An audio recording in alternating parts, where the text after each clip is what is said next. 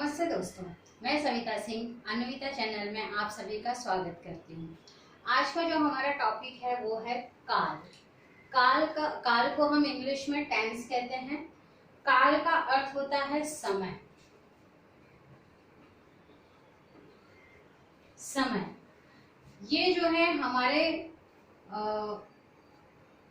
पाठ्य पुस्तक का एक बहुत ही जरूरी हिस्सा है। जब हम किसी वाक्य की रचना करते हैं तो उस वाक्य में हम ये देखते हैं कि जो क्रिया है वो किस समय में हुई है। उस समय को ज्ञात करने के लिए हमें काल का पता होना चाहिए।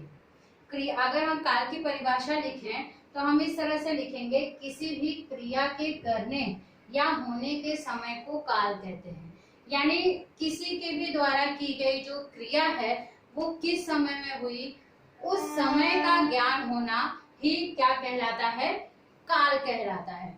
अब जो काल है वो 3 प्रकार के होते हैं। पहला है भूतकाल, दूसरा है भविष्यकाल और फिर है वर्तमान काल।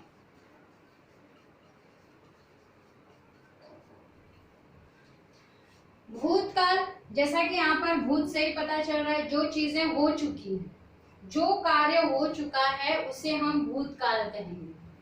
भविष्यकाल, जो कार्य होने वाला है, अभी वो हुआ नहीं है, ना ही हो चुका है, बल्कि वो होने वाला है, फ्यूचर में होने वाला है, इसलिए उसे हम भविष्यकाल कहते हैं। वर्तमान काल का अर्थ है वह कार्य जो कि अभी चल रहा है, अभी पूरा नहीं हुआ है। इसको समझने के लिए एक छोटा छोटा सा एग्जांपल दूंगी। जैसे राम विद्यालय गया था। राम विद्यालय गया था अर्थात इस वाक्य से हमें ये पता चल रहा है कि राम द्वारा यह कार्य कर लिया गया है। राम विद्यालय जा चुका है, काम कर लिया गया है, तो ये वाक्य क्या हो जाएगा, भूतकाल में हो जाएगा। अगर हमें इसी वाक्य को भविष्य काल में करना होगा तो हम क्या करेंगे, इसी वाक्य को अगर हमें भविष्य काल में लिखना है तो हम इसको इस तरह से लिखेंगे, राम विद्यालय जाएगा। अर्थात उसके द्वारा ये कार्य किया जाएगा। ये कार्य अभी तक हुआ नहीं है लेकिन भविष्य में ये कार्य होगा, तो राम विद्यालय जाएगा ये भविष्य काल में आ जाएगा। इसके बाद अगर इसी वाक्य को हमें वर्तमान काल में लिखना है तो हम इसे कैसे लिखेंगे। वर्तमान काल में लिखने के लिए हमें इसको राम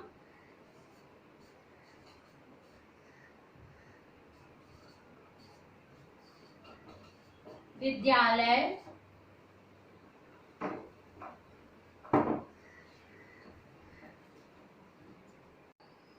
वर्तमान काल में इसी वाक्य को हम इस तरह से लिखेंगे, राम विद्यालय जा रहा है।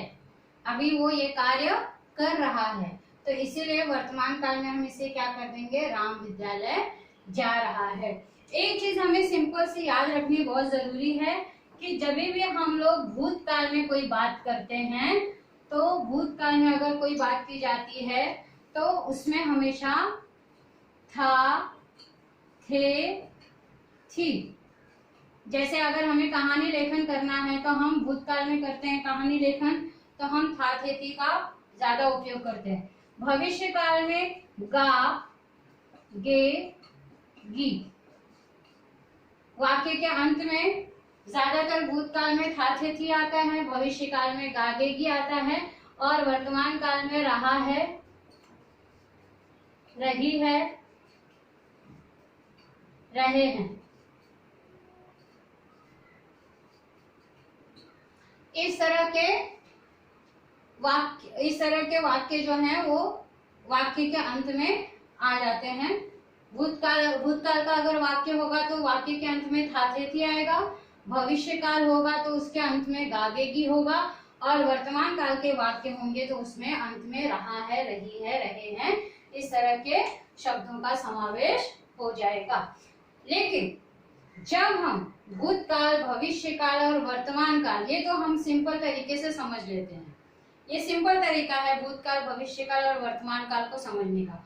लेकिन जब हम इसके अलग अलग भागों को देखते हैं, इनके प्रकारों को देखते हैं, तो हमारा ये जो फॉर्मूला है वहां पर काम नहीं आता है। मैं यहाँ आपको बताने जा रही हूँ भूतकाल के 3 प्रकार: सामान्य भूतकाल, पूर्ण भूतकाल और अपूर्ण भूतकाल। भविष्यकाल के 3 प्रकार: सामान्य भविष्यकाल, भविष्यकाल के 2 ही प्रकार हैं, सामान्य भविष्यकाल और संभाव्य भविष्यकाल। वर्तमान काल के 3 प्रकार हैं: सामान्य वर्तमान काल, पूर्ण वर्तमान काल और अपूर्ण वर्तमान काल। वो कैसे है वो हम अब आगे देखते हैं। सबसे पहले हम देखेंगे भूतकाल के बारे में। भूतकाल के यहाँ पे हम 3 प्रकार लेंगे: सामान्य भूतकाल, अपूर्ण भूतकाल और पूर्ण भूतकाल। सामान्य भूतकाल के जो वाक्य होते हैं वो किस तरह के होते हैं वो पहले हम देखते हैं। सामान्य भूतकाल में जो वाक्य होंगे, जैसे सीता बाजार गई, राम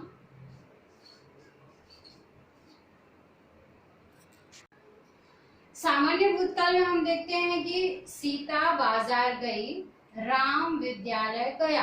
अगर इस तरह के वाक्य होंगे तो इससे हमें पता चल रहा है कि ये जो कार्य किया गया है ये भूतकाल में किया गया है। सीता बाजार गई यानी ये काम वो कर चुकी है। राम विद्यालय गया। और एक चीज सामान्य भूतकाल की पहचान करने के लिए हमें सिर्फ ये देखना होगा कि जो लास्ट का अक्षर होता है इसमें, जैसे गई और गया, तो इसमें जो अंतिम अक्षर हैं ये जो है वो स्वर वाले अक्षर आते हैं। स्वर वाले अगर अक्षर आएंगे तो इसका मतलब वो सामान्य भूतकाल वाले वाक्य हैं। जैसे यहाँ पर गई में ई जो है वो क्या है, स्वर है। यहाँ में आ की मात्रा है तो आ क्या है, स्वर है।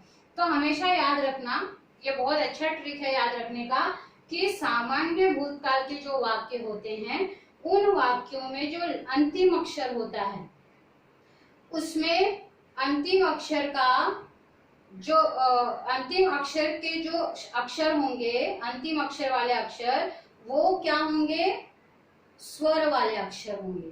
वो ध्यान में रखना है। जैसे सीता बाजार गई, ये वाक्य है भूतकाल में, लेकिन अगर कभी हमें नहीं समझ में आया तो हमें ये चीजें याद रखनी है। जैसे ई आया, आ आया, तो ये सारे स्वर हैं। तो स्वर वाले जो भी अक्षर होंगे वाक्य के अंत में, इसका मतलब वो क्या है, सामान्य भूतकाल वाले वाक्य हैं। अब हम देखते हैं अपूर्ण भूतकाल।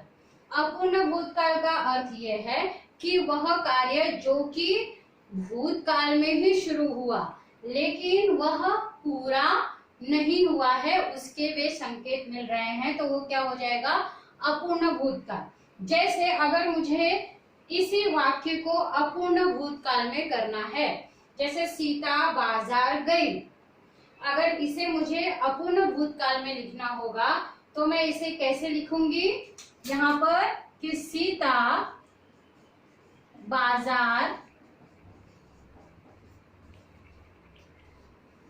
जा रही थी। सीता बाजार जा रही थी। यहाँ पर जा रही थी ये क्रिया है, लेकिन इसमें हमने क्या किया, था थे थी का उपयोग किया। था थे थी का उपयोग होगा इसमें, लेकिन सीता बाजार जा रही थी, उसने ये कार्य पूरा नहीं किया है, अभी वो क्या कर रही है, जा रही थी।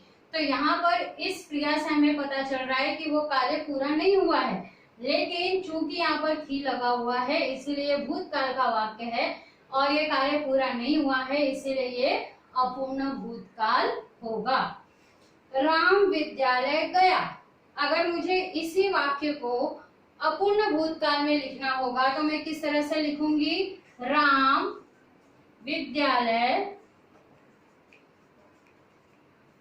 जा रहा था, यानी उसके द्वारा कार्य पूरा नहीं हुआ है, वह क्या कर रहा है, भूतकाल में ही उस कार्य को कर रहा है, लेकिन वो कार्य पूरा नहीं हुआ है। इसी के साथ में और एग्जाम्पल देखते हैं थोड़ा सा अपूर्ण भूतकाल का। जैसे मैंने यहाँ पर लिखा, माँ खाना बना रही थी। बना रही थी, ये जो क्रिया है वो क्या है, हो रही थी, लेकिन अभी तक पूरी नहीं हुई है। रही थी, अभी तक ये पूरी नहीं हुई है, वो काम चल रहा था, इसीलिए ये वाक्य किस में आ जाएगा, अपूर्ण भूतकाल में आ जाएगा। अगर इसी वाक्य को मुझे पूर्ण भूतकाल में करना है, पूर्ण का मतलब है भूतकाल में ही काम शुरू होकर भूतकाल में ही वो काम समाप्त हो गया। जैसे अगर इसी वाक्य को मुझे पूर्ण भूतकाल में करना है तो मैं इसको लिखूंगी, माँ इसी वाक्य को, ये अपूर्ण भूतकाल वाले वाक्य को मैंने जब पूर्ण भूतकाल में लिखा, माँ खाना बना चुकी थी। तो यहाँ पे हम जब भी पूर्ण भूतकाल में कोई भी वाक्य लिखते हैं तो उसमें अंत में चुका था, चुकी थी, चुके थे, ज्यादातर इन शब्दों का प्रयोग किया जाता है। सामान्य भूतकाल में आपको हमेशा याद रखना है कि सामान्य भूतकाल के जो वाक्य होंगे उनके अंत में ज्यादातर स्वर वाले अक्षरों का उपयोग किया गया होगा। पूर्ण भूतकाल में हम वाक्य के अंत में था थे थी लगाते हैं, अपूर्ण भूतकाल में हम वाक्य के अंत में था थे थी लगाते हैं, और पूर्ण भूतकाल में चुका था, चुकी थी, चुके थे। यहाँ पर एक दो एग्जाम्पल और दूंगी। जैसे यहाँ पर मैंने लिखा, पवन खाना खा चुका था। अब पवन द्वारा ये खा चुका, ये जो पवन द्वारा कार्य किया जा रहा है खाने का, तो वो कार्य हो चुका है, पूरी तरह से समाप्त हो चुका है। राम गाना गा चुका था। राम के द्वारा गाना गा चुका गया है, यानी वो कार्य कर लिया गया है, वो कार्य भूतकाल में शुरू होकर के भूतकाल में ही समाप्त हो गया है, इसीलिए ये क्या हो जाएगा, पूर्ण भूतकाल। तो यहाँ पर हमने देखा सामान्य भूतकाल, अपूर्ण भूतकाल और पूर्ण भूतकाल। ये चीजें जो हैं बार बार प्रैक्टिस करने से, बार बार कोई ऐसे वाक्य लीजिए जिसको कि आप बार बार प्रैक्टिस करेंगे तो उसमें आपको अच्छी तरह से समझ में आ जाएगा। वैसे मैंने छोटे छोटे एग्जाम्पल दे करके उसको क्लियर करने की कोशिश की है। अब हम आगे चलते हैं वर्तमान काल की तरफ। अब हम देखते हैं वर्तमान काल के बारे में। वर्तमान काल 3 प्रकार के हैं, सामान्य वर्तमान काल, अपूर्ण वर्तमान काल और पूर्ण वर्तमान काल। जैसे कि यहाँ पर मैंने उसको पहचानने का तरीका लिख दिया है। सामान्य वर्तमान काल के जो वाक्य होंगे उन वाक्यों के अंत में ता है, ती है, ते हैं आते हैं। अपूर्ण वर्तमान काल के अंत में रहा है, रही है, रहे हैं। और पूर्ण वर्तमान काल, जैसा कि हमने भूतकाल में देखा चुका था, चुकी थी, वैसे ही पूर्ण वर्तमान काल में चुका है, चुकी है, चुके हैं। एक दो एग्जाम्पल द्वारा मैं इसको क्लियर करूंगी। जैसे राम खाता है, यह कार्य वर्तमान काल में हो रहा है। ता है, ती है, ते है का हम प्रयोग कर रहे हैं यहाँ पर, इसीलिए हमें ये पता चल रहा है कि ये सामान्य वर्तमान काल में ये कार्य हो रहा है। सीता गाना गाती है। तो इन वाक्यों से ये पता चल रहा है कि ये जो कार्य हो रहा है वो सामान्य वर्तमान काल में हो रहा है। अगर इसी वाक्य को हमें अपूर्ण वर्तमान काल में लिखना होगा तो हम इसको किस तरह से लिखेंगे, उसके अंत में हमें रहा है, रही है, रहे हैं का प्रयोग करना होगा। जैसे मैंने लिखा है राम, यहाँ पे लिखा है राम खाता है। इसी वाक्य को अपूर्ण वर्तमान काल में लिखना है तो हम क्या करेंगे, राम खा रहा है। इसका मतलब ये हुआ कि ये कार्य वर्तमान काल में हो रहा है, लेकिन ये कार्य अभी पूरा नहीं हुआ है, वो अभी खाने का कार्य कर रहा है। तो अगर कार्य यहाँ पर पूरा नहीं हुआ है तो इसका मतलब ये क्या हो गया है, अपूर्ण वर्तमान काल। सीता गाना गा रही है। उस सीता द्वारा किया जाने वाला कार्य क्या हो रहा है, अभी चल रहा है, पूरा नहीं हुआ है, इसीलिए ये वाक्य क्या हो जाएगा, अपूर्ण वर्तमान काल के अंतर्गत आ जाएगा। अब हम चलते हैं पूर्ण वर्तमान काल की तरफ। इसी वाक्य को अगर मुझे पूर्ण वर्तमान काल में करना है तो जैसे राम खा रहा है, इसी को अगर मुझे पूर्ण वर्तमान काल, पूर्ण का मतलब है कार्य पूरा हो गया है ऐसा दिखाना है, तो राम खा चुका है। राम ने वो कार्य क्या कर लिया है, पूरा कर लिया है, खा चुका है। इस वाक्य से ही पता चल रहा है कि ये कार्य पूरा हो चुका है। तो ये कार्य कब हुआ है, वर्तमान काल में हुआ है, इसीलिए क्या हो जाएगा, पूर्ण वर्तमान काल। सीता गाना गा चुकी है। सीता ने गाना गा लिया है, लेकिन वो कार्य कब किया उसने, वर्तमान काल में। तो जब कार्य वर्तमान काल में हुआ और कार्य पूरा हो गया है तो उसे हम क्या कहेंगे, पूर्ण वर्तमान काल। अब हम चलते हैं भविष्य काल की तरफ। भविष्य काल जो है वो दो प्रकार के हैं। भविष्य काल की अगर बात करते हैं तो वह कार्य जो कि अभी हुआ नहीं है, भविष्य में होने वाला है। और मैंने भविष्य काल की पहले ही पहचान बताई कि किसी भी वाक्य के अंत में अगर गा, गे, गी लगा हुआ है तो इसका मतलब वो वाक्य क्या हो जाएगा, भविष्य काल में हो जाएगा। अब भविष्य काल के दो यहाँ पर प्रकार बताए गए हैं, सामान्य भविष्य काल और संभाव्य भविष्य काल। सामान्य भविष्य काल को पहचानना बहुत ही इजी है। सामान्य भविष्य काल के जो वाक्य होंगे उनके अंत में गा, गे, गी ही आएगा। जैसे मैं विद्यालय जाऊंगी, जो अंतिम अक्षर है क्या है, गा, गे, गी। मैं विद्यालय जाऊंगी, तो अगर गा, गे, गी वाले वाक्य हैं तो इसका मतलब वो क्या हो जाएगा, भविष्य काल में हो जाएगा। अभी मैं विद्यालय नहीं गई हूं, मैं जाऊंगी, यानी जो कार्य है वो भविष्य में होगा, तो इसका मतलब ये कौन सा हो गया, सामान्य भविष्य काल हो जाएगा। वह गाना गाएगा, वह गाना गाएगा। पवन पतंग उड़ाएगा, यानी ये सारे कार्य अभी हुए नहीं हैं, ये भविष्य में होंगे, इसीलिए सारे वाक्य किसमें आ जाएंगे, सामान्य भविष्य काल में आ जाएंगे। अब हम बात करते हैं संभाव्य भविष्य काल की।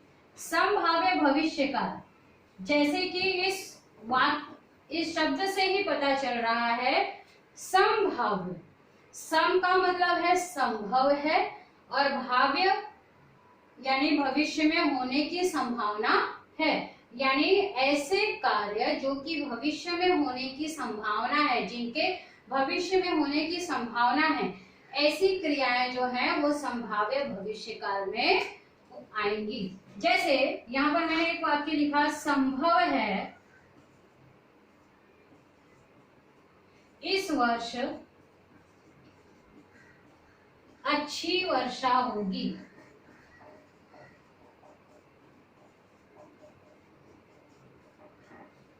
संभव है इस वर्ष अच्छी वर्षा होगी। अब यहाँ पर हमने क्या किया है, संभावना व्यक्त की है कि हो सकता है ऐसा, कि होगा ऐसा, लेकिन अभी तक हुआ नहीं है, तो संभव है इस वर्ष अच्छी वर्षा होगी। इस तरह के जो वाक्य हैं जिनसे कि हम संभावनाएं व्यक्त करते हैं वो किस में आ जाएंगी, संभाव्य भविष्य काल में आ जाएंगी। शायद मुझे जल्दी जाना होगा।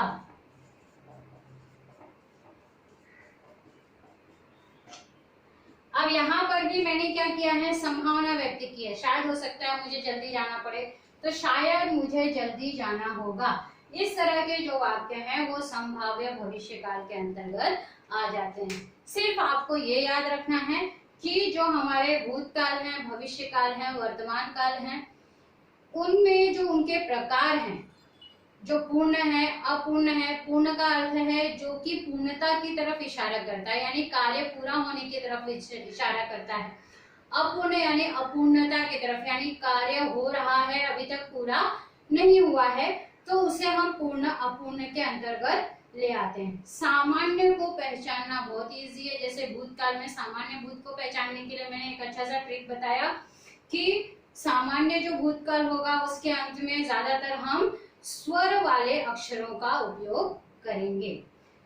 सामान्य वर्तमान काल के अंतर्गत मैंने बताया ता है, ती है, ते है आता है। भविष्य काल, सामान्य भविष्य काल को पहचानना बहुत इजी है। वाक्य के अंत में गा गेगी आता है। संभाव्य जो भविष्य काल है इसको पहचानना बहुत ही आसानी से हम इसको पहचान सकते हैं। संभव है या शायद, इस तरह के ही वाक्य आते हैं। अगर कभी इससे अलग थोड़े वाक्य आ जाएं तो वहां पर हमें थोड़ा सा अपने दिमाग का प्रयोग करना है, और अगर संभावना वहां पर हमें पता चल रहा है तो इसका मतलब वो संभाव्य भविष्य काल के अंतर्गत आ जाता है। आशा है आपको मेरा ये वीडियो पसंद आएगा। आप अच्छी तरह से काल को पहचान पाएंगे। काल को पहचानने के लिए इस तरह से कई सारे वाक्यों का आप उपयोग करें, किताबों से ढूंढें, उनकी पहचान करें। जितनी प्रैक्टिस करेंगे उतनी अच्छी तरह से ये सारी चीजें समझ में आ जाएंगी। और अच्छी तरह से समझने के लिए इस वीडियो को बार बार देखें, अपने दोस्तों तक भी ये चीजें पहुंचाएं। उसके लिए इस वीडियो को शेयर करें, लाइक करें, और अगर कुछ कमेंट है तो कमेंट करें, और साथ ही साथ मेरे इस चैनल को सब्सक्राइब भी करें। मिलते हैं अगले वीडियो में, तब तक के लिए धन्यवाद।